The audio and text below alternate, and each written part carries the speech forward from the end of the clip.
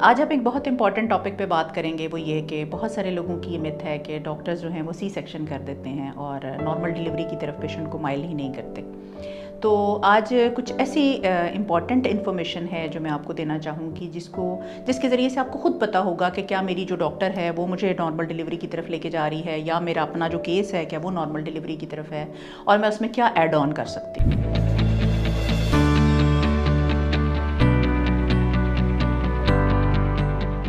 अस्सलाम वालेकुम, मेरा नाम डॉक्टर नगीना राशिद है और मैं पिछले 20 साल से शोबा गायनी से मेरा ताल्लुक़ है और इकरा मेडिकल कॉम्प्लेक्स में और फ़ारूक हॉस्पिटल वेस्टवुड में अपनी खिदमात सर अंजाम दे रही हूँ। आज अब बात करेंगे कि बहुत सारे पेशेंट्स को ये गिला होता है कि डॉक्टर्स नॉर्मल डिलीवरी नहीं करते। तो नॉर्मल डिलीवरी करने के लिए सबसे पहले आपकी डॉक्टर की सिलेक्शन बहुत इंपॉर्टेंट है। ऐसा डॉक्टर जो नॉर्मल डिलीवरी करता हो, बहुत पुश करता हो पेशेंट को फॉर नॉर्मल डिलीवरी।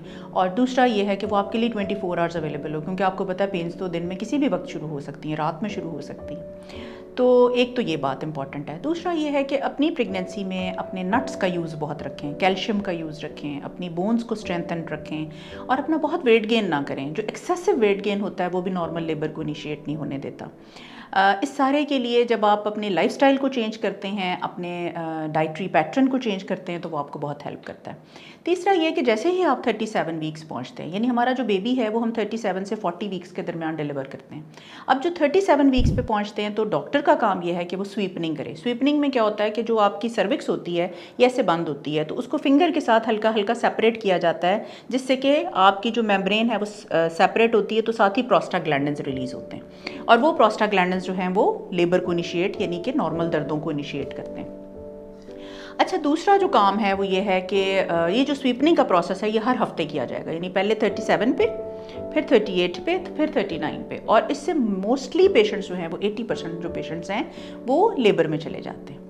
अच्छा, जो एक्सरसाइजेज जिस पे आज मैंने बात करनी थी वो कुछ इंपॉर्टेंट हैं, जैसे कि आपकी वॉक बहुत इंपॉर्टेंट है। अगर आपने 7th मंथ से हल्की हल्की वॉक शुरू कर दी है, लाइक 15 मिनट की भी आप वॉक कर रहे हैं, सफिशेंट। अच्छा, अगर आपने उस वॉक को बढ़ाना है तो 9th मंथ में जैसे ही 37 वीक्स आपके क्रॉस होते हैं, आप अपनी वॉक को 30 मिनट्स मॉर्निंग पे, 30 मिनट्स इवनिंग पे ले आए। क्या होता है कि जब आप चलते हैं तो आपका पेल्विक गर्डल मूव करता है। जब पेल्विक गर्डल मूव करता है तो आपका बेबी नीचे जगह बनाता है और वो हेड की नीचे जगह बनती है और आपकी नॉर्मल डिलीवरी इनिशिएट होती है।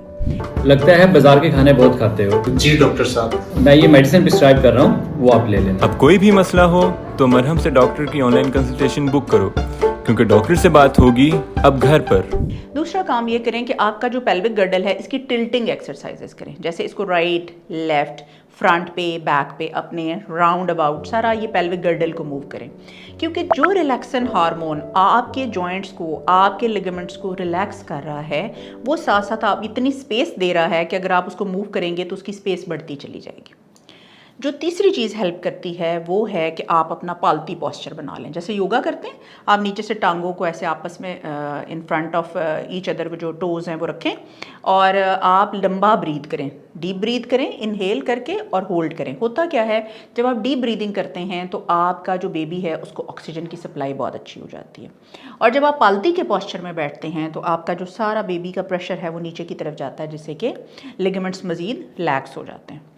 चौथा जो काम करें वो ये है कि इसमें हमारी जो एक्सरसाइज है वो बॉल पे बैठ के करने की एक्सरसाइज है। जैसे एक बॉल लें, बड़े वाले जो बॉल्स मिलते हैं, और उनके ऊपर बैठें और आहिस्ता आहिस्ता पुश करें। वो पुश करने से क्या होगा कि आपका जो पेल्विस है वो नीचे की तरफ पुश करेगा, जिससे कि आपके लिगामेंट्स के ऊपर फ़ायदा होगा। चौथा, जो वॉक करने के साथ आप दूसरी वॉक करें वो डक वॉक है। जैसे डक चलती है ना, पाँव को, अपनी टांगों को बेंड करें और हौले हौले हौले आहिस्ता आहिस्ता चलना शुरू करें। ये सारे पोस्चर्स के साथ एक काम और है, और वो है स्क्वाटिंग। जैसे अगर आप स्क्वाट नहीं कर सकते तो आप कुर्सी को पकड़ के स्क्वाट कर लें, लेकिन जितनी आप स्क्वाटिंग करेंगे आहिस्ता आहिस्ता बढ़ाएं। 5 दफ़ा करें, 7 दफ़ा करें, 10 दफ़ा करें, लेकिन ये सारी एक्सरसाइजेज को इकट्ठे शुरू ना करें। पहले वॉक करें, वॉक के बाद आहिस्ता आहिस्ता अपनी जो है वो ऐड ऑन करें बॉल की एक्सरसाइजेज, पेल्विक गर्डल की। लेकिन आप कोशिश करें कि दिन के 15 से 20 मिनट भी अगर आप इन एक्सरसाइजेज के लिए निकालेंगे 37 वीक्स के बाद, और साथ साथ आपकी डॉक्टर जो है वो स्वीपनिंग करती रहेगी, तो 80% का पेशेंट्स मेरे अल्हम्दुलिल्लाह डिलीवर होते हैं। और मेरा ये ख्याल है कि you will be one of the candidate जो कि डिलीवर होंगी। Thank you so much.